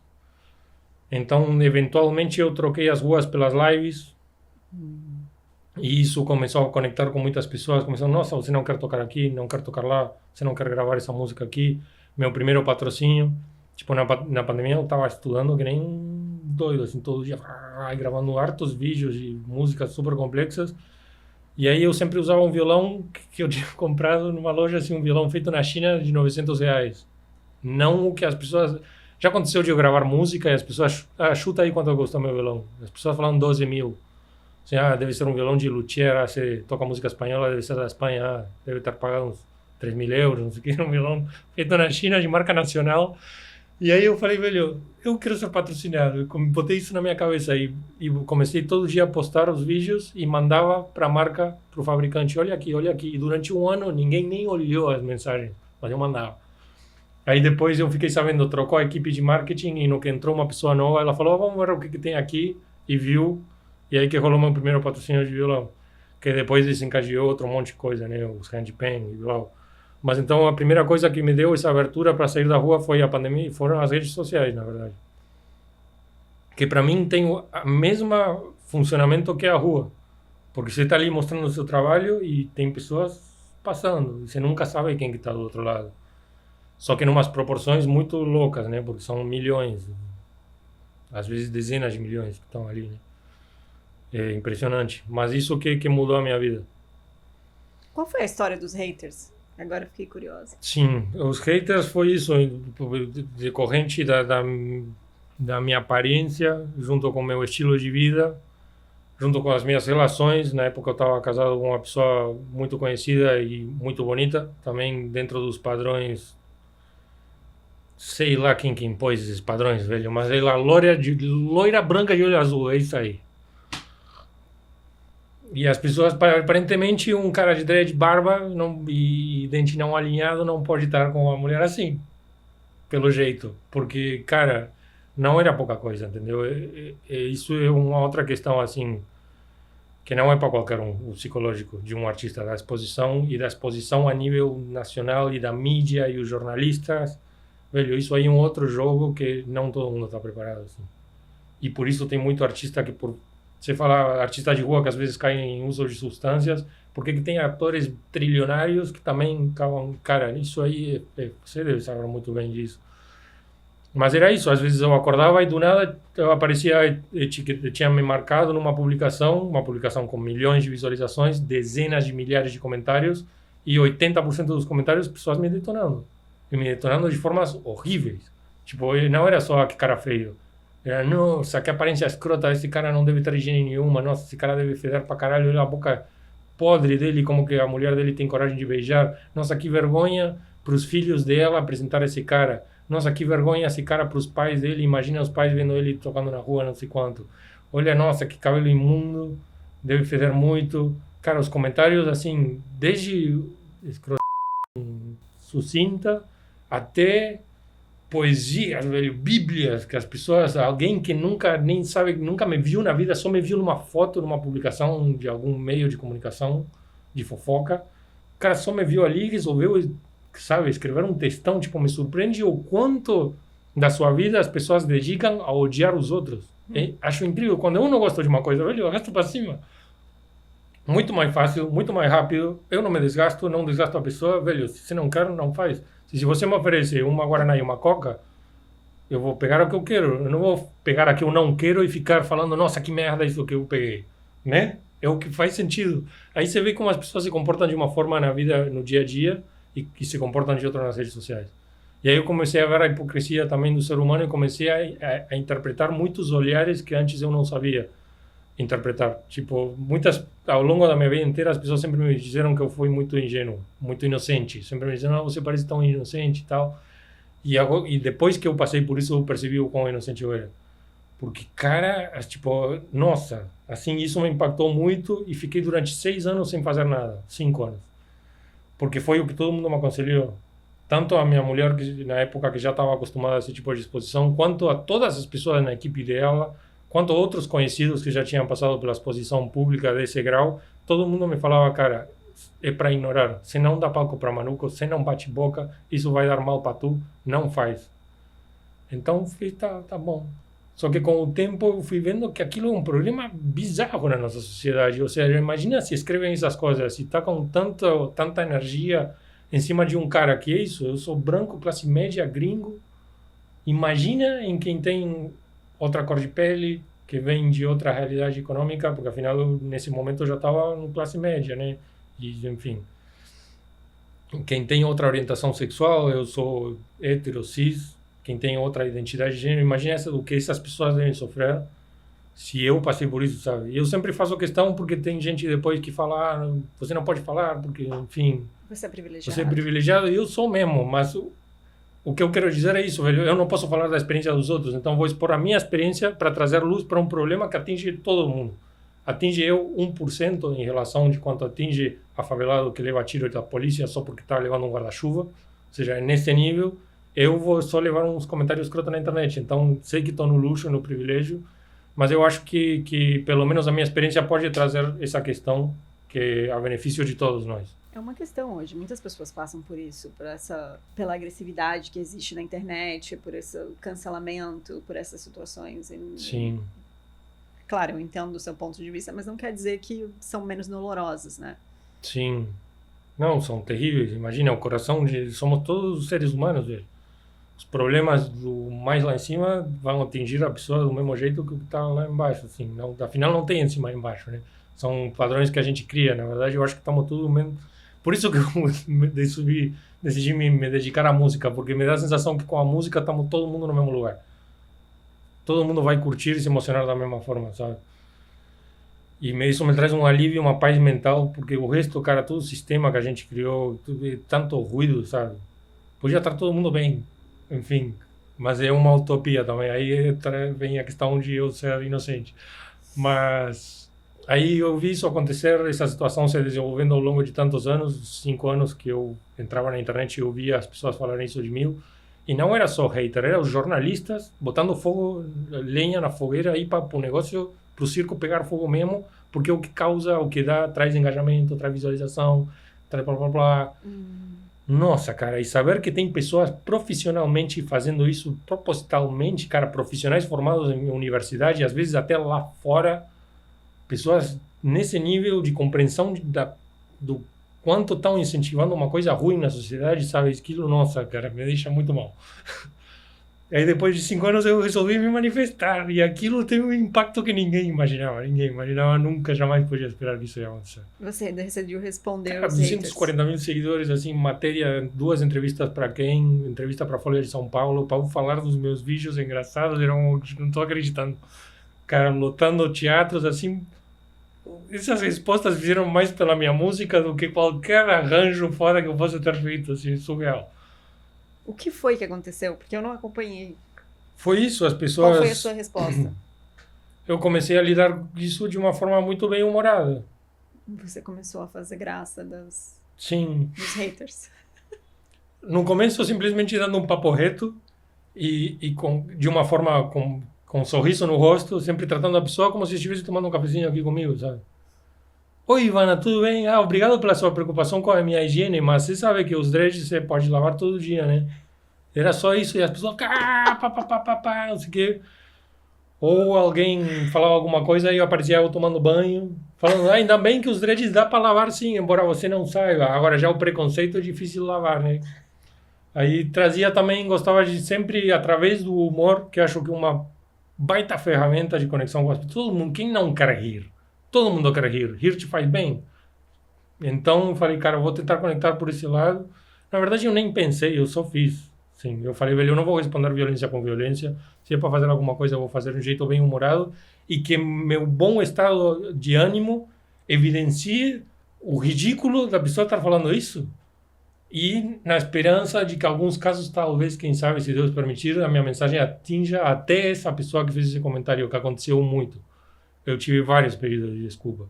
Assim como tive pessoas que disseram que iam me processar, o qual eu achava absurdo. Eu falava, velho, quem está cometendo o crime é você.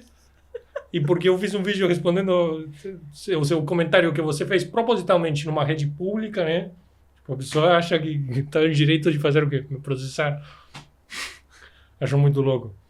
Mas, enfim, foi basicamente isso. E isso transformou a minha vida radicalmente também. Eu acho que se não tivesse sido as redes sociais e como eu me coloquei nelas, sabe? Eu acho que demonstrou muito do meu caráter também, da minha visão do mundo. E eu acho que isso também é uma baita mensagem para todas as profissões e, no meu caso, assim, eu posso conectar mais rapidamente com os outros artistas, que às vezes o músico, o instrumentista, principalmente, é tão focado nos detalhes mecânicos e as questões técnicas específicas da sua profissão e ofício e a como executarem, como fazerem seu trabalho, que esquecem a questão humana, por um lado, e esquecem a questão artística, de que você tem que ter também, velho, as pessoas estão te olhando e vão esperar mais de você do que só música. Vão querer que entender, conhecer mais da sua vida, saber a sua opinião sobre os assuntos. Então isso me colocou num lugar assim que as pessoas já, tipo, como você mesma falou, eu me conectei primeiro mais pela pessoa, depois vi o artista, ou não sei se foi bem isso que você quis dizer, mas aconteceu muito, porque tinha pessoas que nunca tinham nem ouvido falar no Flamengo. Imagina, Flamengo? Flamengo, que é o time de futebol? Não, só do Botafogo. Falou, não, Flamengo, no sul da Espanha, o arte centenário, blá, blá, blá, do cigano. E aí, tipo, tem muita gente. Olha só que privilégio até para mim, que muitas pessoas vieram a conhecer Handpan, vieram a escutar música instrumental. Tem gente que nunca escutou música instrumental na sua vida, que precisam da voz para entender aquilo como música e que conectaram com esse estilo musical graças a que se conectaram comigo. Falaram, nossa, que cara massa de acompanhar nas redes. Quero saber mais dele. Ah, nossa, ele é músico. Ah, olha, pá, eu vou no show dele. Então, cara, as redes sociais me permitiram todos os meus patrocínios de violão, de ukulele, de instrumentos de percussão, do handpan, várias contratações, várias, assim, inúmeras, não posso dizer, várias, inclusive até hoje, as quais eu corro atrás, o 90% do meu trabalho vem através das redes sociais. Que mais? Sei lá, cara, a minha gravação, a minha participação numa gravação com a Orquestra Sinfônica. Eu gravei meu disco graças às redes sociais, consegui a Orquestra Sinfônica graças às redes sociais, consegui me apresentar na Alemanha graças às redes sociais, porque afinal quem indicou meu nome para a produção do festival lá foi a Andrômeda, que me patrocinava, que me conheceu como pelas redes sociais. Então, afinal, é tudo, sabe, é muito louco. Hoje estou num processo de meio que também sair das redes e vir para o mundo real. Assim, as redes me trouxe tanta coisa que agora eu estou que me permitiu vincular com o mundo. Dá para entender o que eu quero dizer? Sim. Porque eu estava na rua, muito limitado. Aí as redes bombou, abriram para outras possibilidades. Aí eu tenho que dar conta dessas possibilidades. Aí as redes ficaram meio assim. Aí aquela questão dos haters também meio que perdeu um pouco o significado, sabe? Que tinha para mim no começo. Porque eu fiz isso meio que para mostrar o problema que estava acontecendo a nível social. Porque não era uma, duas, três pessoas, velho. Era isso, dezenas de milhares, se não milhões. E até hoje eu tenho vários vídeos de milhões de visualizações. Tem um vídeo com 5 milhões de visualizações, um vídeo de 15 segundos. E eu acho muito louco, porque quase o duplo do que a população do meu país. Assim, o nível de impacto que as redes sociais têm é surreal. Até hoje foge a minha compreensão. E aí, todo isso que causou me levou a conseguir vincular no mundo externo, fora da rua. Isso, em apresentações em teatros, em casas de show, em gravações, em pá. E agora estou tendo que reformular a minha vida para lidar com essas outras situações fora das redes. Que as redes me trouxeram, graças a Deus, mas agora já escapou pro mundo, escapou do mundo virtual. Fantástico como às vezes uma coisa ruim acontece na nossa vida para, na verdade, abrir um caminho maravilhoso, que foi o seu caso com as redes sociais. Foi. Só que aí o que faz a diferença é como você lida com uma coisa ruim. Exato. Eu poderia ter entrado em depressão ou qualquer coisa, nossas pessoas me odeiam, ou entrado numa de cá, não vou fazer nada com isso. Acho que foi um desabafo, uma catarse coletiva, aquela série de vídeos. Eu fiquei uns 2 anos assim, produzindo bastante, com muita frequência. E o que recebia de mensagens de pessoas, até pessoas que me diziam, assim, bem francas, falavam, cara, eu estava pensando em acabar com a minha vida. E aí eu vejo a forma que você lida com os aspectos, com as dificuldades da sua vida e com as críticas dos outros, as opiniões alheias, os julgamentos, as pessoas sendo escrotas mesmo. Assim, vendo você lidar com a baixeza, com a baixaria do ser humano, me trouxe esperança ou me ensinou como lidar com isso também. Teve uma história muito marcante que eu nunca contei, porque, enfim, aí já traz o pessoal da outra pessoa que eu não quero expor, sabe? Os vídeos dos haters eu exponho porque a pessoa sendo você fez isso numa rede pública, assim, você falou, é como sair gritando na rua, então sinto muito. Mas já uma pessoa que me manda uma mensagem no privado, sabe? Eu tenho mais cuidado de não expor. Tem gente que prefere o anonimato. Tem uma menina da Argentina que passou por uns problemas, ela teve um acidente de trânsito automobilístico e simplesmente teve o corpo todo quebrado e o rosto desfigurado completamente. Ficou 3 meses em coma, eu acho, se não me engano. Depois foram, acho que 1 ano ou mais de fisioterapia para ela voltar a andar, para poder sair do hospital. Imagina uma pessoa que passa mais de 1 ano no hospital, uma coisa assim, cara, o impacto que deve ter tido na vida dela. E fora a questão social também, de ser seu rosto, sabe? Se imagina a mulher que, se eu com a barba, a pessoa já me olha diferente, imagina alguém que tem o rosto... E aí ela mandou uma mensagem dizendo que de todos os perrengues que ela passou, de sofrimento, de dor física, de ter que tomar remédio só para poder viver, depois de toda a fisioterapia para poder sair para o mundo, e ela falou que quando finalmente conseguiu sair para o mundo, os olhares das pessoas para ela doía mais que tudo que ela tinha passado. Nossa. Horrível. Eu não consigo nem imaginar o que ela deve passar. Cara, e ela me falou que meus vídeos ajudavam ela a levantar todo dia, a se olhar no espelho e falar, não, vamos enfrentar as pessoas. São merda mesmo, não, elas não têm a culpa, coitadas, assim, elas não vão me atingir, eu vou dar o meu melhor.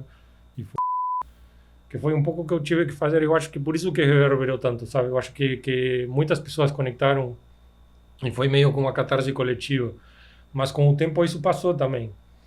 Um pouco assim, diminuiu e eu acho que perdeu essa força de motivação social que tinha. E os últimos vídeos que eu postei já vi que era uma coisa mais de palhaçada. Assim, tipo, as pessoas que estavam curtindo já era porque curtiam a palhaçada ou já queriam só desabafar mesmo. Ah, sim, galera escrota, não se paga.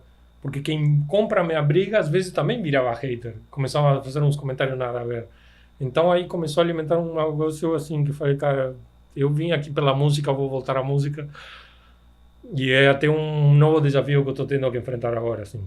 Já passei pelo desafio de sair do meu país, passei pelo desafio da rua, passei pelo desafio das redes e da exposição pública, agora estou no desafio do mundo real.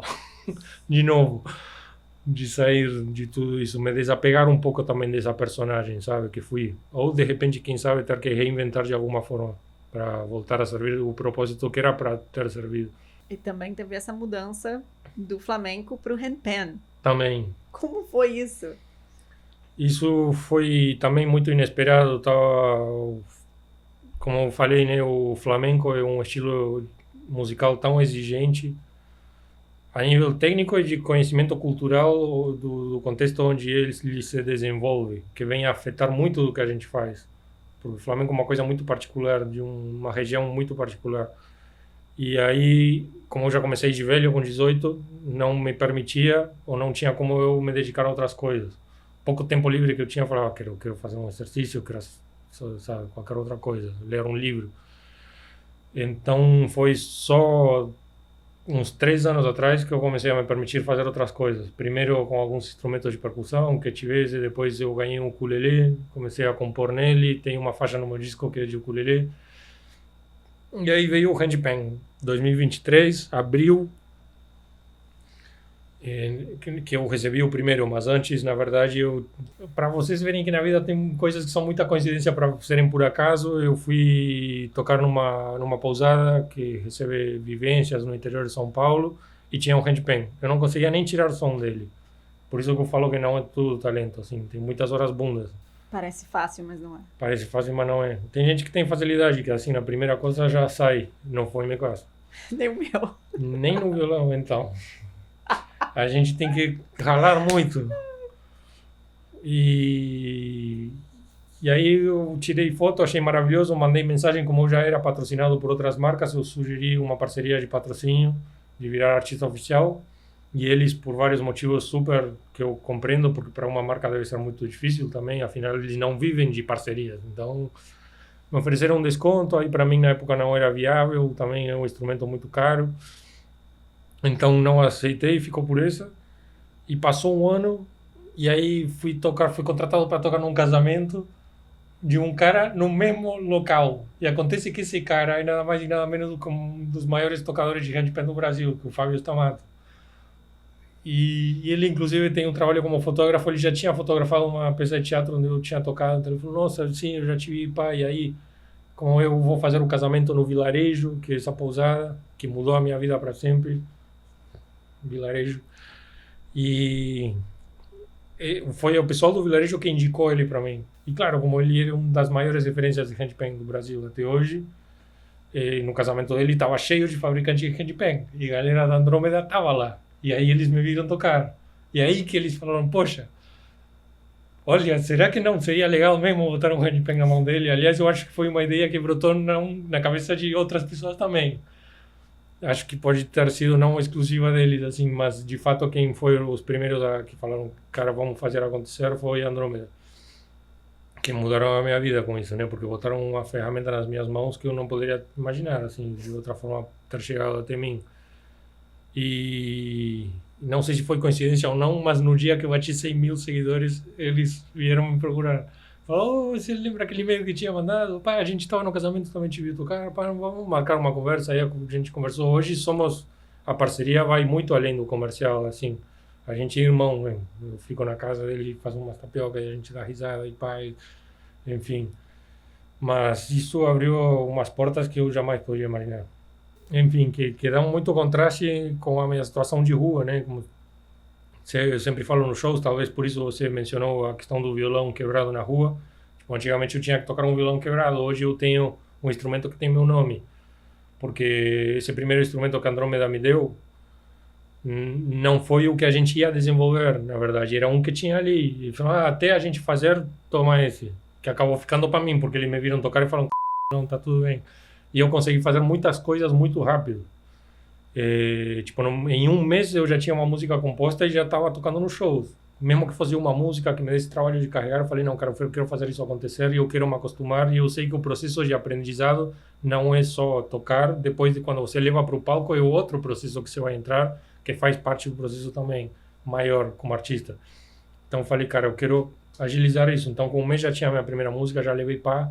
Aí eu botei na minha cabeça, quando der um ano, eu quero ter meu primeiro disco. Então eu estava compondo assim uma música por mês. Quando chegou abril de 2024, ano passado, comecei a gravar meu primeiro disco de handpan, que ainda não consegui lançar, porque enfim, todas as dificuldades de produção e eu ainda dando conta da estrada e tudo mais. Já tem material a esse ponto para 2 discos, fácil. Porque já tô com 3 instrumentos em casa, enfim. Toquei e compus música em outros instrumentos que nem eram meus, que era só para gravar um vídeo de demonstração no YouTube e foram para a Alemanha, para a Suíça, para a Austrália, para a Coreia, sei lá. E então o handpan, isso me levou para a Alemanha, minha primeira apresentação oficial internacional. Eu já tinha me apresentado em Portugal, mas na rua. Eu nunca tinha feito um show assim oficial, com contratação, com tudo pago, com cachê em euros. E num meio muito nichado, né, cara? O handpan, assim, e galera que é muito específica e todo mundo assim, eu fui com o não. Eu tô indo no continente onde o bagulho foi criado. Galera que tá tocando há pelo menos 2 vezes a quantidade de tempo só pela limitação geográfica. porque a galera teve acesso ao instrumento muito mais rápido que nós no Brasil. E eu ainda sou um novinho, cara, quando eu fui para a Alemanha eu estava tocando há 1 ano e 6 meses, sei lá, maluco. E aí quando eu cheguei lá, eu tava, cara, o que eu vou fazer aqui? Não acredito. Aí quando eu vi as primeiras pessoas tocando, eu falei, agora entendi. Aí eu relaxei muito, porque eu vi que a minha linguagem realmente era muito diferente. E então o handpan me permitiu desenvolver um lado de mim que eu nem sabia que existia, olha só que legal. Então isso eu espero que sirva de inspiração aí às pessoas a nunca duvidarem de si mesmas na hora de trocar caminhos. Porque para mim era muito fácil, e aliás muitas pessoas me apontaram para os possíveis problemas que podiam aflorar a partir de eu estar aceitando um outro instrumento na minha vida. Tipo uma questão de tempo mesmo, a gente tem 24 anos, já mal tenho tempo de tocar o violão e ficar nas redes sociais e não sei quanto, pá, ainda vou ter que tocar um instrumento novo, com a responsa de ser o artista oficial da marca e ter que gravar disco e fazer apresentações, blá blá blá. E isso era uma preocupação, sim, tipo, poxa, será que eu vou parar de tocar tão bem o violão? Eu vou perdendo tempo de compor novas músicas, de fazer novos trabalhos no violão, sabe, por uma coisa que sei lá o que vai acontecer. Mas não, cara, afinal o handpan virou um baita diferencial nas minhas apresentações. Se violão flamenco já é uma coisa rara de ver, e handpan também é uma coisa, as duas coisas juntas dão, nossa. Aí muita gente que gosta do handpan, mas ainda prefere o violão, e muita gente que gostava do violão e hoje também gosta do handpan. Então uniu dois universos muito incríveis e me trouxe muita coisa para minha vida pessoal, de conhecer uma questão musical minha que eu nem sabia que tinha, de me abrir novas portas para novas contratações, então até profissionalmente como músico, pessoalmente como ser humano, e novas amizades também, cara, tudo de bom. O handpan realmente sem palavras. Foi uma coisa maravilhosa que surgiu a partir de eu também ter primeiro a cara de pau de pedir uma coisa, que os haters aí vão falar que eu estou sendo um mendigo profissional, mas na verdade isso ter a confiança no nosso trabalho de saber que a gente está entregando uma coisa em troca assim. Ninguém faz arte como eu, ninguém faz arte como ninguém, cada um tem a sua verdade. Que eu acho que o objetivo do artista é conseguir entregar essa sua verdade na sua arte, que nem todo mundo consegue também. Autenticidade, sim. Por isso eu sempre fiz questão de bater o pé na composição, de compor, de ter autoral. Que é outra briga que eu comprei, que eu compro até hoje, assim, na minha carreira como músico, no meu posicionamento profissional. Mas o handpan é muito conhecido por ser um instrumento com uma frequência que emite supostamente cura, enfim, tem opiniões muito contraditórias sobre isso. Você, músico, toca um instrumento. Qual é o seu ponto de vista a respeito dessa discussão entre... Hoje em dia eu acho que eu pego um pouco dos dois mundos. Eu venho do lado mais cético, criação muito científica no Uruguai, um país mais laico, mais, enfim, as pessoas mais se questionam mais as coisas, somos educados para questionar mais, sabe, aí qualquer coisa que seja questão de fé ou espiritualidade é menos que no Brasil, sabe, menos, não sei o que falar, menos... popular. Sim, ou talvez seja, mas enfim, eu pessoalmente era mais descrente nos poderes do universo ou da música, não sei quanto. Cara, eu sempre falava, velho, eu tô tocando um pedaço de madeira com 6 cordas amarradas e é isso aí. Só que a vida foi me mostrando isso, nossa, como tem muitas coisas que são muita coincidência para serem por acaso. Eu falo, cara, como que isso aí aconteceu? Como que aquela pessoa que eu vi lá, agora eu tô vindo aqui, como que aquele trabalho que eu queria, que eu sonhei, cara, eu vi que tudo que eu sonhei estava acontecendo. E coisas que eu nem esperava, e coisas ruins também, mas que nada, aquilo ruim que aconteceu era porque, cara, isso me evitou de estar fazendo uma outra coisa. Aí você começa a conectar os pontos e começa a ver que realmente tem alguma coisa aí acontecendo. Por trás. Bota o nome que quiser, sei lá. Então eu acho que a música é inegável, mesmo sendo uma pessoa mais científica, mais cética, assim, descrente dos poderes do som. Mas, cara, você tá triste e bota um som, fica melhor. Você tá num dia alegre e bota um som para combinar com o seu clima. A música mexe com nós, emociona as pessoas. Então eu acho que tem alguma coisa ali. Mesmo que seja o poder da emoção, que já é uma coisa meio estranha, assim, tipo, o que faz as emoções, tá? Coisas de conexões, sinapses e química, bioquímica do nosso cérebro, sei lá, mas eu acho que tem alguma coisa a mais ali, então eu acho que a música tem um poder, sim. E o handpan, pela sonoridade dele, não sei por qual mística nele, ele tem é um instrumento que tem uma mística muito forte. Todos os instrumentos emitem frequências. Sim. Isso é fato. Então, é fato. E tem esses estudos, né, das frequências nas partículas de água, de como que muda bota uma planta para crescer ouvindo Mozart, outra ouvindo outro som, e aí cada uma cresce de um jeito. Então aí as pessoas vão falar mal do heavy metal, que eu adoro, vão falar que as plantinhas cresceram tortas, tadinhas, bom, isso, enfim. Eu também adoro, também gosto de rock, muito. Mas... Então você acredita que a sua música carrega uma missão maior do que entreter? Sim, com certeza. Cara, primeiramente a minha missão com a minha música era ter a esperança de que pudesse criar nos outros a mesma coisa que eu ouvir as músicas do Metallica fazia a mim, assim, que me traziam aquele... Era meu refúgio, a música.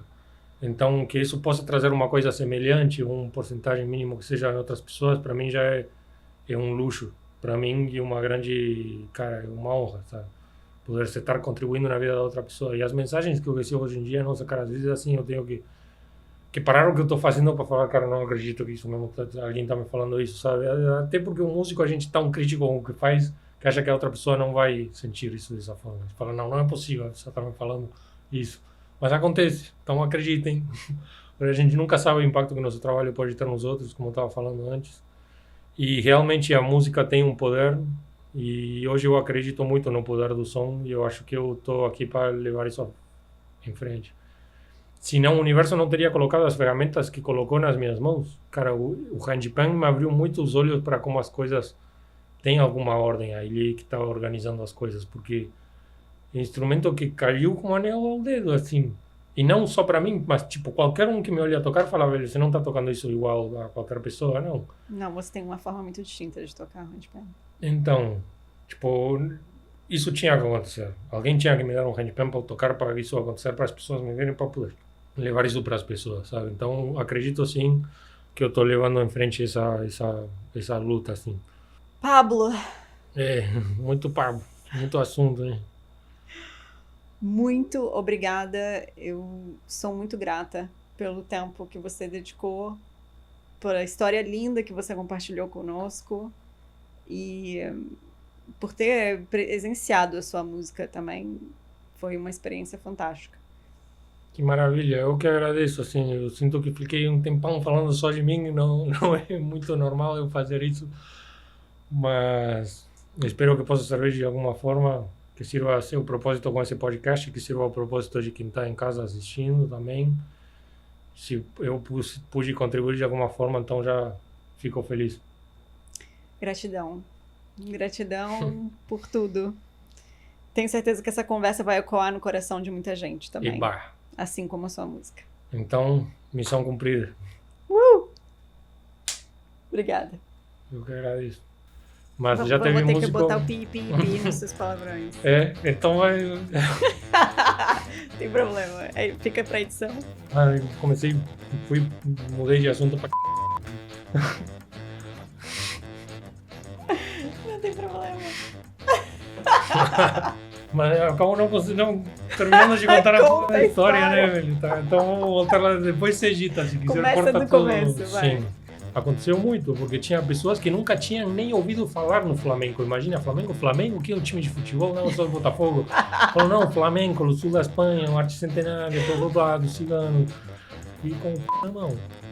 Eu tô indo uma vez em Copacabana, eu tava tocando e veio um cara vestido de pinguim, começou a dançar na minha frente.